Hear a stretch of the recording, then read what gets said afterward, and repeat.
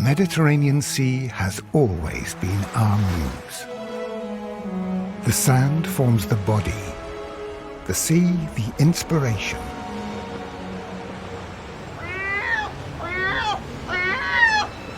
The sea in a room.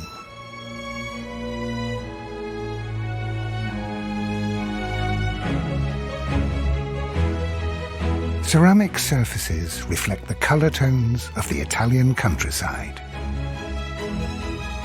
A quiet beauty, the beauty of the land. A ceramic mountain to be gently climbed. The past lives on today and tomorrow in Italian tile. Be a part of our story. Ahead of our time. Ceramics of Italy.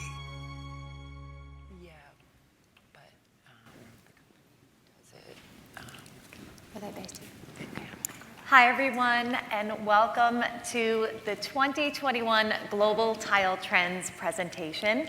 I'm Elena Capra, Covering's Industry Ambassador, as well as the owner of Elena Capra Designs in Fort Lauderdale, Florida. And the panelists and I are so thrilled to be here with you all today, both in person and online for those of us joining us in the live stream. And before we begin, just want to give a couple of quick reminders. Just make sure your phones are on silent. And this particular session does have CEUs available, so for more information, see the tables in the back of the room, or if you are on the platform, you can go into the features section for more information. And before I turn it over to Lindsay as our first presenter, just a quick background on all of our panelists. We have Lindsay Waldrop, the Senior Vice President, the Vice President of Marketing with Crossville. And Lindsay's going to be doing the macro trends presentation. And then we'll have Kristen Coleman, Senior Vice President of Novità, representing Ceramics of Italy, talking about current trends. And then we have Ryan Fasan joining us, and he is the technical consultant with Tile of Spain, as well as the creative director with Santani Tile. And Ryan is going to be rounding it all out with a technical perspective. So we've got a lot of great things in store. And without further ado, I will turn it over to Lindsay. Hi, everybody. You guys look amazing in real life. What is not amazing is that the clicker's not clicking. So do we have tech support anywhere? Okay, great. So just a few housekeeping things. Here's our CEU presentation. You can go to the next. And all of the different credits that you can get if you are here, make sure that you are scanned up front to be able to get your credits. And we'll keep going. So now we'll talk about those macro trends. Do we have another? Right here? Okay, we'll try this. So this is my hand signal for officially moving forward. So one of the things that I always like to talk about are those macro trends in design, what's happening in the mind of the interior design community, both commercially and residentially. And you would think that with us all being behind screens and staying at home for the last 1.5 to 2 years, that maybe not a lot's changed. And on one level, that's true. But there's a lot of shifts into what we're seeing. Some little, some big, some subtle, not so subtle. So if you've done this presentation with us before, you'll start to see that. And if you're new to it, keep an eye out for things that you may have seen already. But the first big macro trends are that the 70s are back. And depending on how old you are, this might be novel and new to you. For most of the people, or many of the people in the room, you lived through at least part of this. The 70s are coming back in two different ways. So I'll walk you through two subsets of that trend. Now, why is this happening? Why the 70s? Because nobody wants an avocado green refrigerator, right? Right. So, you know, the 70s were a really interesting time. We were in Vietnam. We were expanding as a country into Cambodia. There was the Kent State massacres, all scary, horrible, bad things happening. But there were also a lot of fun things. There was the Brady Bunch. Who doesn't love the Brady Bunch? The Concorde took its first flight, so there was a lot of innovation in tech at that time. And so those are some of the things that are happening right now that newer generations or people my age can look back to with nostalgia and feel a little bit of grounding. And nostalgia really helps comfort us in times of uncertainty, which we've certainly had the last year and a half.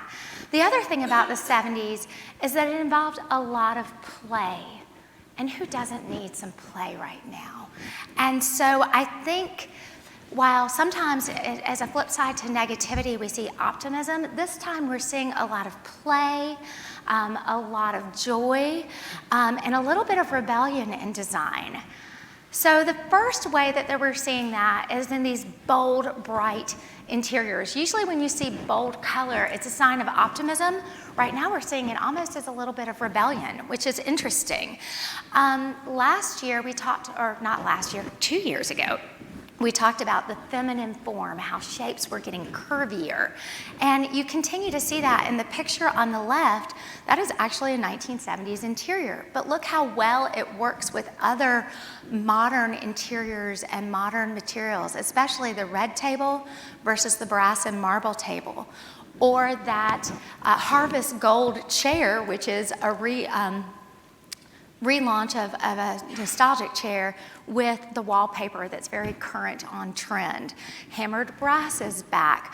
A lot of bold prints are back. So if any of this looks familiar to you, these are all kind of, with the exception of the picture on the right, out of some very new decor magazines. We want to see those current forms along with textures, velvet, mohair, bright, warm colors, and transparent materials. So what does that look like in tile? You're going to see those bold patterns. Be on the lookout for those as you go downstairs. Some arabesque shapes. They haven't really gone out of style, but you're going to see those and the fan shapes and that bright glazes. Remember the drip glazes? You know, the brown and green and the orange and green from the 70s? You're going to start seeing drip glazes back. And again, glass and transparency. Very high sheen with this. So here's some examples from Inner Ceramic, Elise Edwards, Dow Tile, Marazzi, Crossville to show some of those fan shapes, some of those bright patterns, high glossy Studio 54 sheens.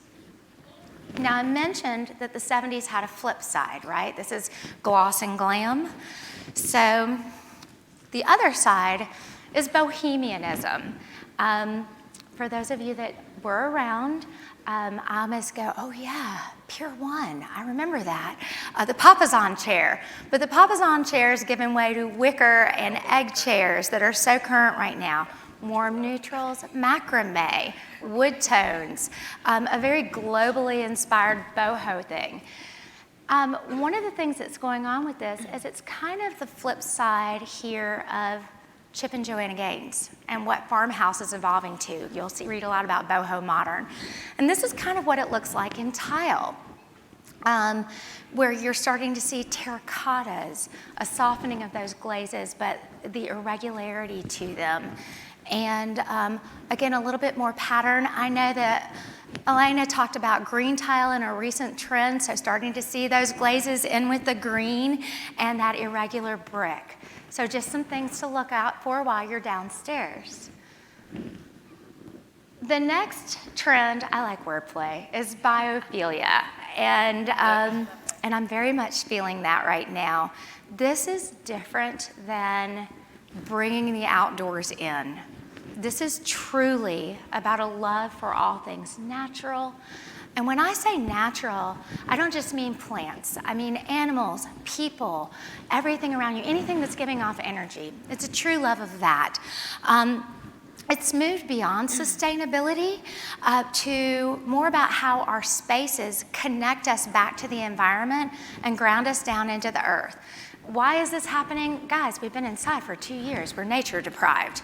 And it also is this counterpoint to all of the Zoom meetings, the Internet of Things, the Nest doorbells, the fact that our refrigerator tells us when we're out of milk. All those things, while helpful, can create a little bit of anxiety, and we need to reduce that right now, as well as the fact that we realized while we were inside that we need to improve our quality of life inside, and that includes improving our air quality, water, etc., when we're living in urban areas. So what does that look like in design? It's a little bit more than houseplants. I love some Jungalow style, but this is bringing in and opening the spaces. The picture on the top right, I absolutely love. Who doesn't want to have breakfast in there? Where it's just opened up to this beautiful garden, or the picture down below where the tree is actually growing into the space because we're removing barriers between interior and exterior. We're also using colors and hues and textures found in nature while we focus on light and air and water in those spaces. And in tile, we start to see more of that beautiful green tile. And one of the things about this presentation is you're going to see how things actually start to blend together. Remember I said when I started that there's a shifting and everything's merging. So again, some of those drip glazes, the wood tone mimicry, transparent glass materials just like in the 70s, but more as opposed to give you shiny chic, this is to open up your space. And then pavers, a lot of talk about those 2 centimeter thick and thicker paver tiles or outdoor tiles, bridging that space because we no longer want barriers.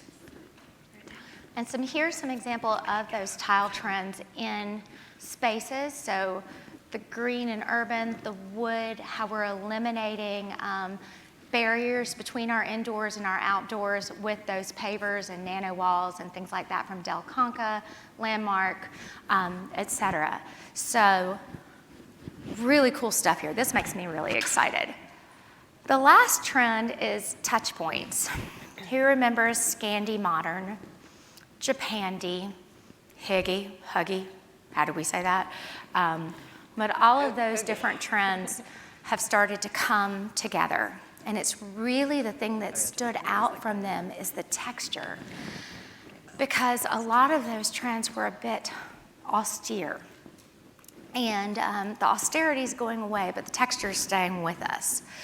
So it's all about tactile experiences, whether it's nubby textures from Scapandi or fluted from a Greek revival that we talked about a few years ago, or handcrafted large-scale weathered objects. That's what we want to see here.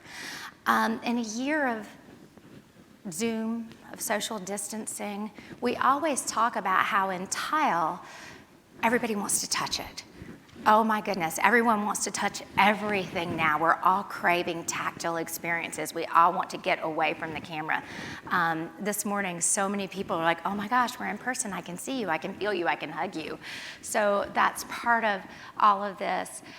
It provides a relief from the over-digitized experience that we've been having. So here's some really, really cool examples of interiors with that. The shiplap wall is giving way to these highly textural sculptural wood walls like on the bottom there from Lust Home. Agnes Hansella is this incredible macrame artist, and she's doing these huge, huge scale installations. Again, similar to that 70s boho where we had our macrame plant hangers. But large, artistic, highly textural design. And whether it's live edge wood or wood being reinterpreted in concrete, all of these multi-dimensional surfaces that you can touch and feel. So of course, tile is an incredible material to bring in that tactile element. Whether it's fluted or imaging of rattan, or all of the mosaics, even with high veining, but maybe not the glossy, stark veining of a white marble, but other stones. It's a great place to find this trend. And this is some of the interiors that I thought really, really evoked that trend, with island stones fluting, or porcelanosas, highly textural mosaic wall, or Crossfell's dimensional tile, all bring that trend into play. So these are some things that I want you to look for if you've just gotten here. It's early in the show when you're walking around downstairs and thinking about how what you're seeing is going to play into the overall interior or exterior of design projects that you're working on or helping your clients work on. Now, Kristen's going to come down. She likes to walk and talk like I do. Not sure about that. So that's the button now we're working. And she's going to take us through some trends specifically as they relate further to tile. Thank you, Lindsay. Can everyone hear me? Okay, good. And I love how your dress is very on trend. So yeah, I haven't spoken in front of a large live audience, probably like many of you, since the before times, so please bear with me. So, I mean, to say this past year has been challenging would certainly be an understatement, but for us, it was amazing to watch our Italian colleagues continue to do what they do best, and invent new designs that not only reflect larger societal trends, but also solve unique challenges for the trade. So here's a look at the top 5 trends that we noticed this spring. As you can see, they reflect an interesting duality, from organic to expressive, from minimalist to a new type of traditional design. So let's start with organic. As I'm sure you've all noticed, for the past few years, there's been a large societal shift as people want more organic things in their lives. So this is from the food that they buy to the clothing that they wear. So why not the spaces that they live and work in? So with people around the world spending more time in their homes than ever before, particularly this past year, the need for comfort and an overall focus on health and wellness has never been stronger. And so we have organic shapes and harmonious colors, combined with pared back aesthetics and natural materials, which can be seen throughout architecture and interior projects these days. Especially as clients wish to make their homes and also their businesses really feel like a sanctuary.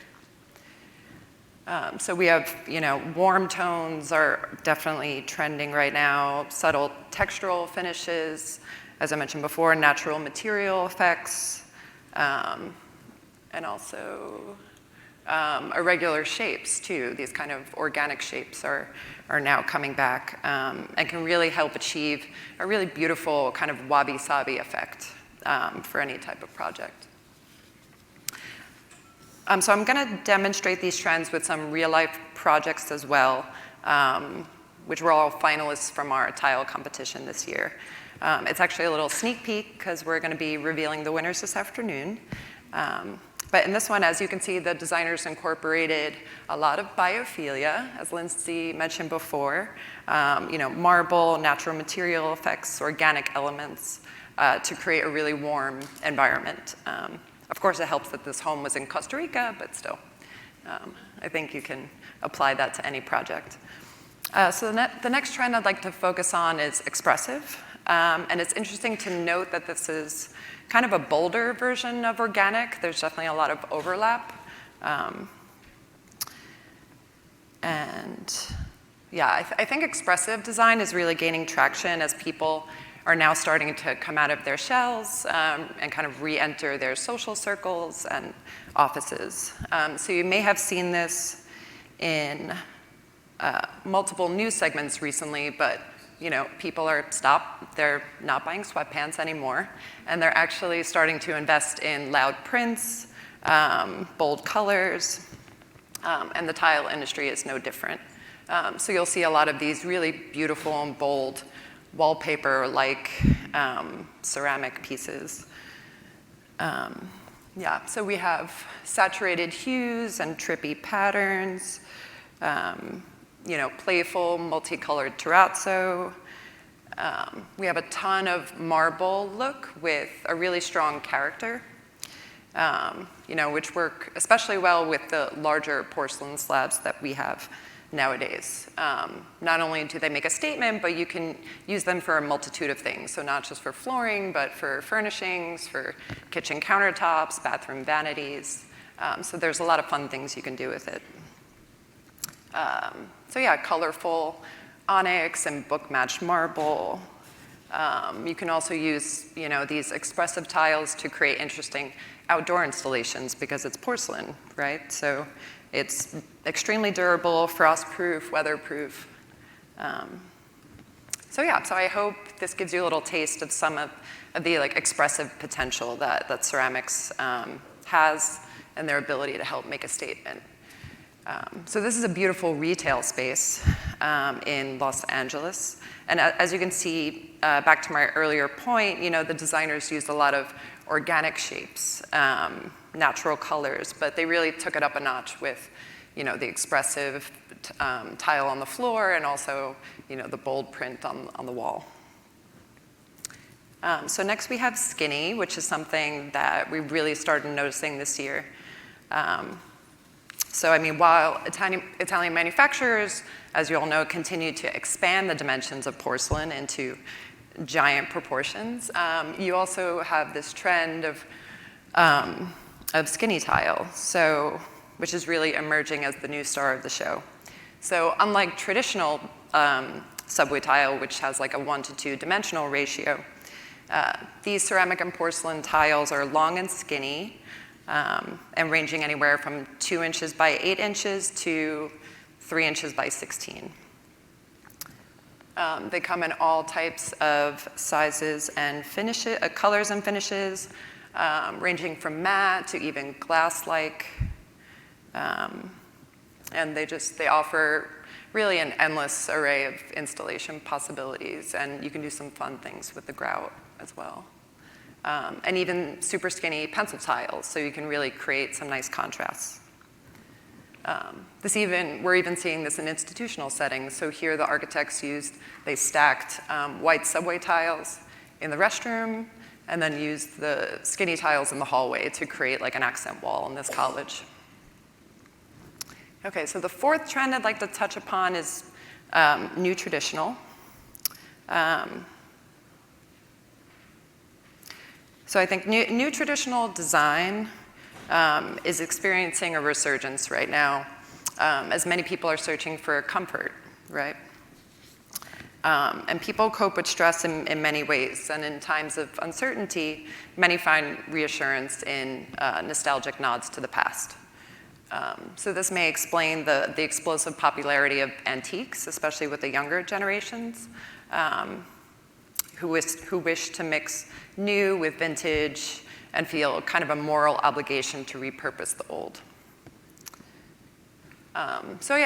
These tiles are perfect for a new traditional style, from the timelessness of Carrara marble to a classic basket weave pattern.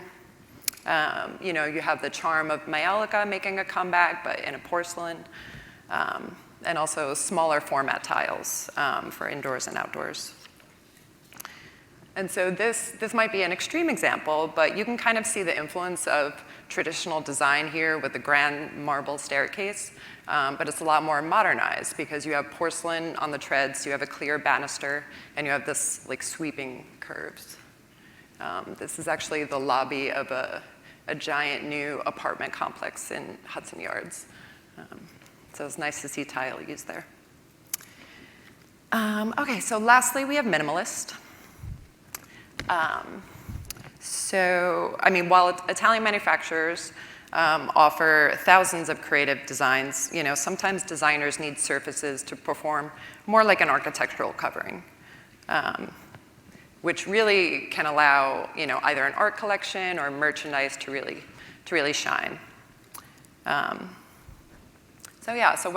a project calls for restraint, large format tiles are a really good solution, because it creates uniformity and really highlights the architectural geometry.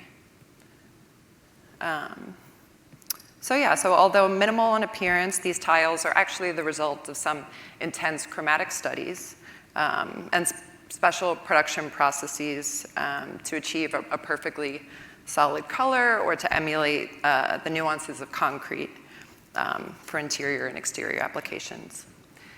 And so here's another project where the minimalism of the tile, really helps to highlight the planes and the architectural geometry of this pool in Philadelphia. So this is just a small taste of the hundreds of new collections that are now available on the market. You can also find more information on our website, or please follow us on social media. So grazie mille. And now I'm going to hand it over to Ryan Fazan, who I believe is streaming live from his remote cabin in Vancouver.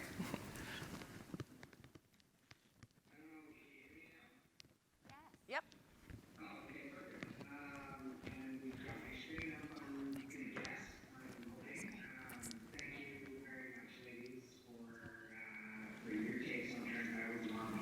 Ryan, can you hear us? Can you wait a second?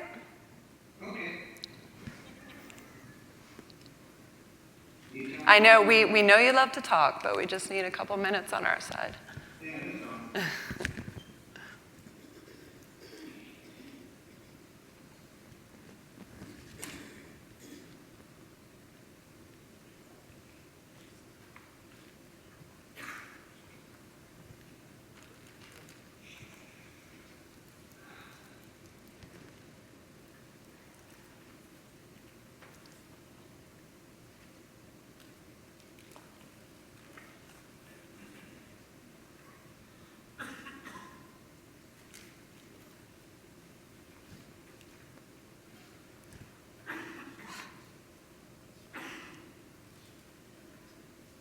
Is he frozen?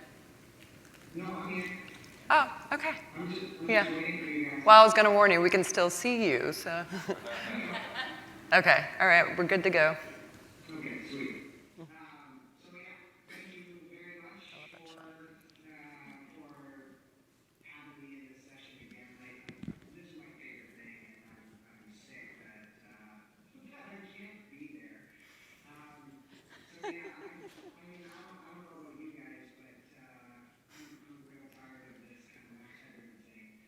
And I really miss being there this year. Unfortunately, it was like 4 days before the show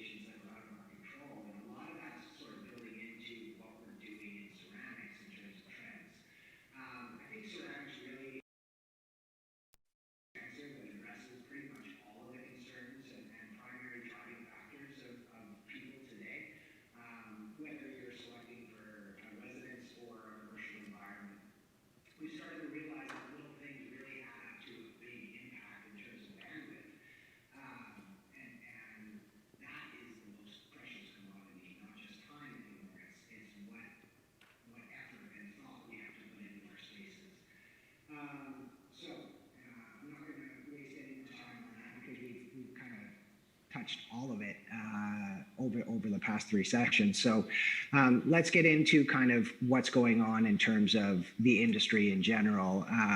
And while there is a lot of really bold and vibrant colors, that sort of trend of biophilia really keeps coming back around and being a really central tone, especially for ceramics, because of the long lifespan of the material. So a lot of the palettes that we're seeing, especially for the field tiles, are a little bit more desaturated. That gives that contrast and counterpoint for the really bright and saturated accents.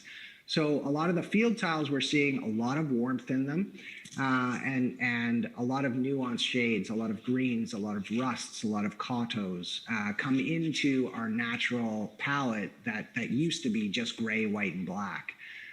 What we're looking for in tile programs today is this kind of relatability and comfort with that hearkening to natural materials and like Lindsay said, plants, animals, pretty much everything that is living and has a soul that we can sort of bounce off is something that's really, really important. So we're seeing that a lot in our ceramic programs this year. The warmth doesn't have to be super confining. It doesn't have to be like a really specific Santa Fe style with terracotta. It's just sort of an undertone, a tasting note that sort of breathes life into an otherwise very static and monochromed sort of look, whether it's stone or wood or cauto. We've got this sort of feeling of warmth that's coming into the programs today. So raw materials really sort of build into the biophilia and sort of points of reference throughout the built environment that hearken to what's going on outside and give us the desire to like walk up and touch it.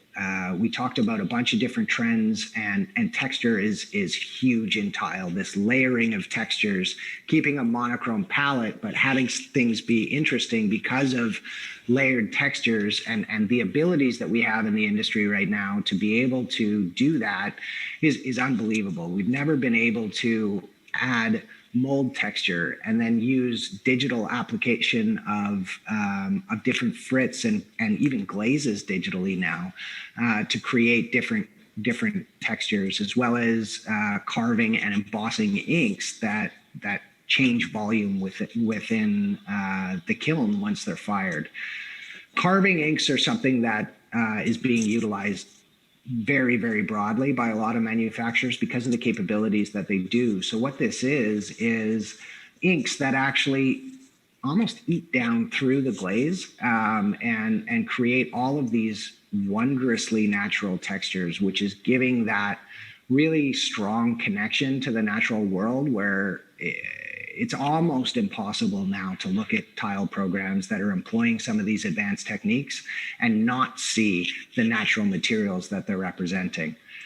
What we're getting to is the ability to faithfully reproduce just about everything. And when you think back in terms of bandwidth and what our spaces are asking of us, being able to create for a designer, having the ability to design a space with any material you want and only have one maintenance profile, only one wear characteristic that you have to worry about. So you can have stone and wood and metal in these faithfully reproduced, highly realistic styles. And you only have one thing that your client has to worry about is the performance, lifespan, and maintenance of a ceramic. The ability to digitally augment the color tones that we're doing with our inks and glazes now and being able to apply different effects is huge, because that's what gives us the material definition. Like this wood I love because that sap line is picked out because of in the natural wood, there's sort of veins of sap that run through these planed planks of wood. And we've picked it out with a glossy ink here to showcase what this real wood looks like in an unfinished form. So that's another thing that we're really trying to do is these unfinished forms of natural materials, and we're looking farther afield to more aggressive versions of woods and marbles that have a really strong signal that this is a truly natural piece of material that fits in with harmony to the world around it. We're really trying to bring the exteriors in. To set off and counterpoint to a lot of these natural things, we're looking to a lot of classics, like Lindsay said, the 70s, again, the 20s, circle back to postmodern 1900s kind of style with a lot of Art Nouveau and Art Deco inspirations as well in organic forms. I'm not going to get into biophilia because we've all hit you over the head with that a bunch of times. But Lindsay also brought up, and so did Kristen, the sort of hearkening to a lot of classic styles and periods of design. So going back to the heyday of Manhattan, the heyday of Hollywood and Studio 54, and all of these sort of repeating geometrics with some flowing organic curves. We're seeing both in decorative pieces and in the shapes of tile. A lot of these curvaceous forms are then being offset by really angular, very simplistic geometric forms in terms of equilateral triangles and canted parallelograms that are giving us our chevron patterns. So these two very, very simple triangular and chevron pattern geometrics are huge this year.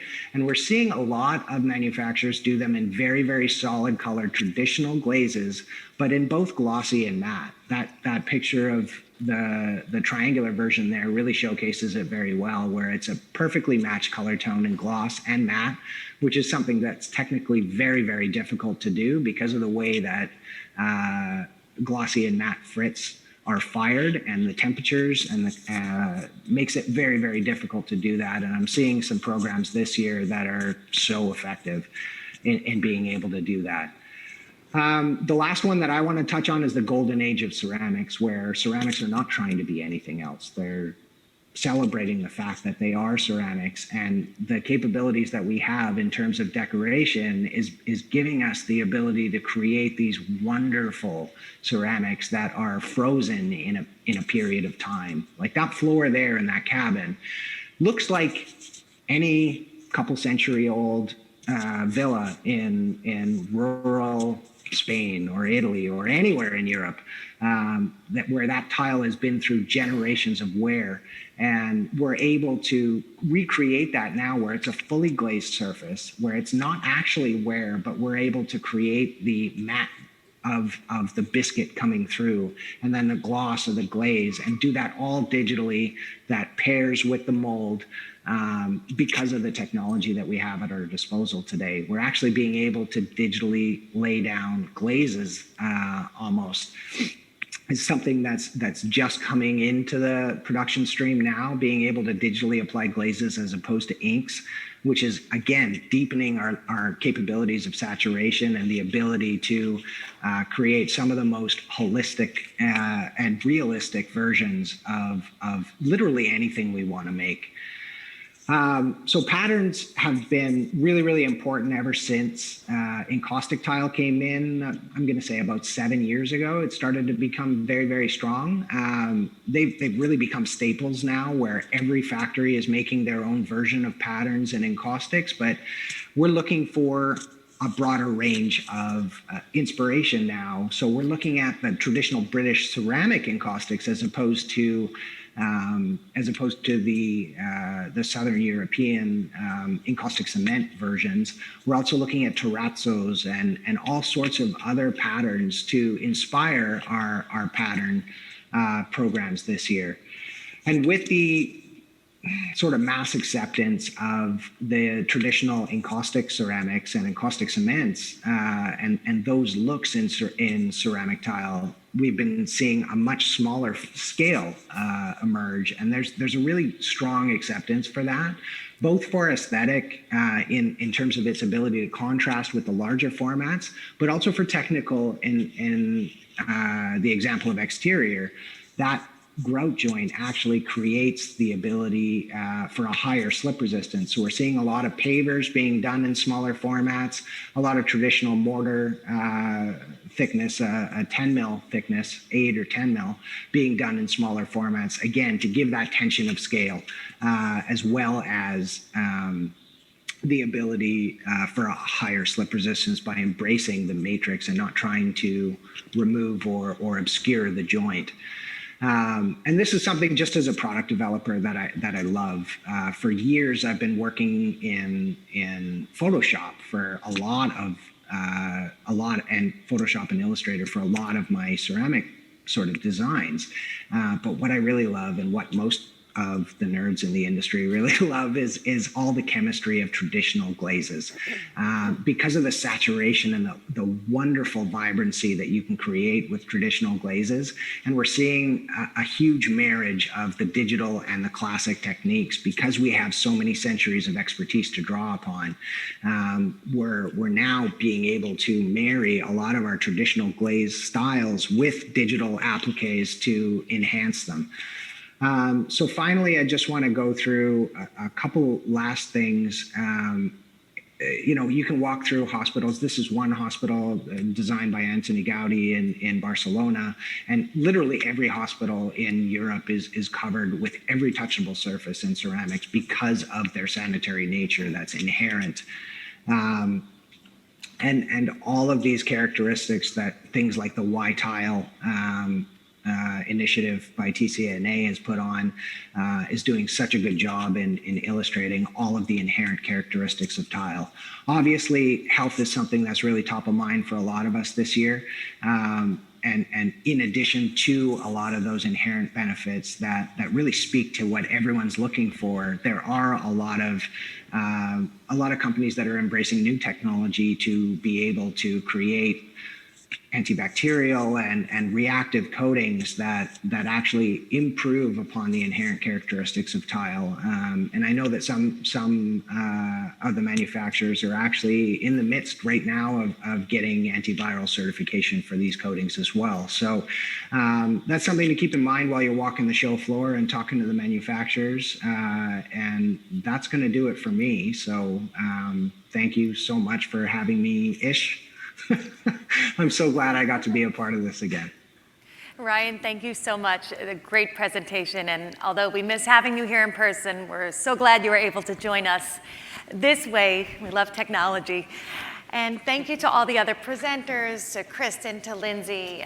It was a wonderful presentation and such a great way to kick off the first day of the show and get excited about all the things to see on the show floor. So now we're going to open it up to some Q&A, and for those of us who are joining us online, there's a question and answer tab where you could also submit your questions, but we do have a mic runner, so just put your hand up and we promise we will get to all of the questions. So just raise your hand and we'll get a mic over to you.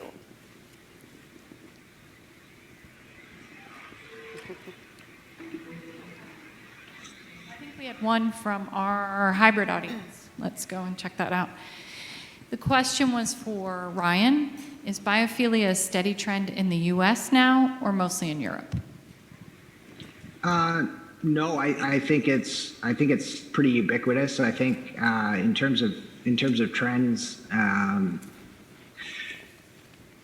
all of us kind of this is something that's kind of weird that all of us around the world, no matter where we are and what our context is, have some shared experience, and that shared experience is kind of isolation to one degree or another, and so and it's across every industry. You're seeing so much natural references and things like that in paints, in fabric, in upholstery, in fashion, in just about everything. So, it is definitely strong in the US and up here in Canada as well, as it is, I think, just about everywhere. Would you guys all agree? I would. I think one of the interesting things that I've seen is how well it's been taken into hospitality and healthcare in the United States.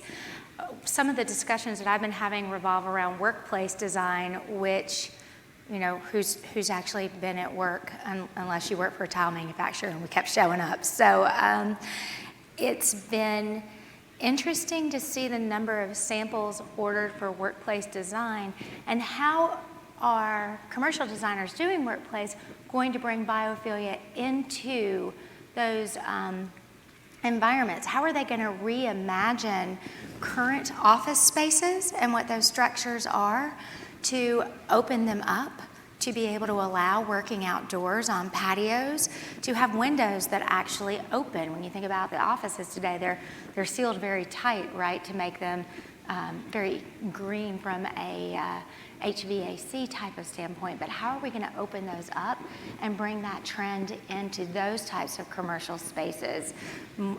So I'm excited about that, because I think we do have made good strides in the U.S.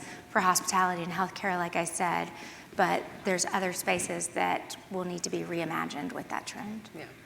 Yeah, and just to add on to that, I mean, it's more than a trend, because there's been a lot of research and studies done, as you may know, over the past few years at least, how, plants and nature can improve cognitive function. It makes people happy, So I think everyone's trying to figure out how to incorporate it into their lives. So. As Ryan mentioned earlier, and it was a conversation I had earlier today, what have each of us as individuals taken from this experience that we want to carry with us? And I think that is one that, as we were able to get outside, take a walk, work from our patio, enjoy the sun, as we return to work, as we return to travel, that many of us will be unwilling to compromise. So it will be up to the design community to accommodate those desires in the spaces that we are inhabiting and visiting and working in. I'm just going to follow up a little bit and say, like, looking at trends on a lot of social media platforms, one of the biggest growth sort of subcultures is houseplants and indoor plant kind of blogs and things like that, that's kind of a sneaky way of getting more tile into both offices, because you're seeing a lot more plants come into offices again because of this trend.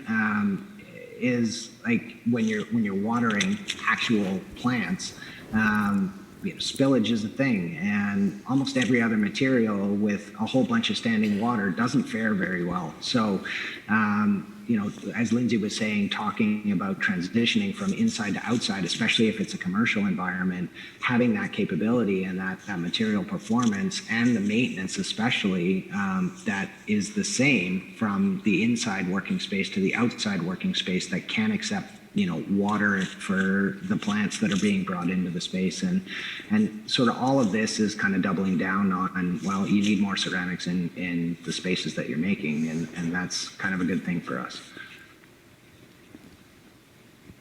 We have a question.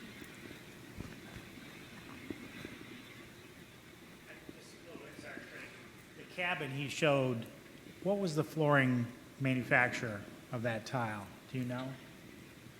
Yeah, it was Peronda Group from the Tile of Spain manufacturers. That was Francisco Segarra's collection. So Francisco Segarra is a very, very famous vintage furniture designer, and he's partnered with Peronda Group to make a line of vintage tile that sort of fits his interior design aesthetic. So.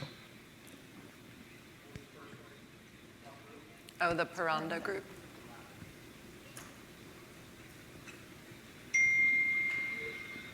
Oh, there we go. It's booth 4845.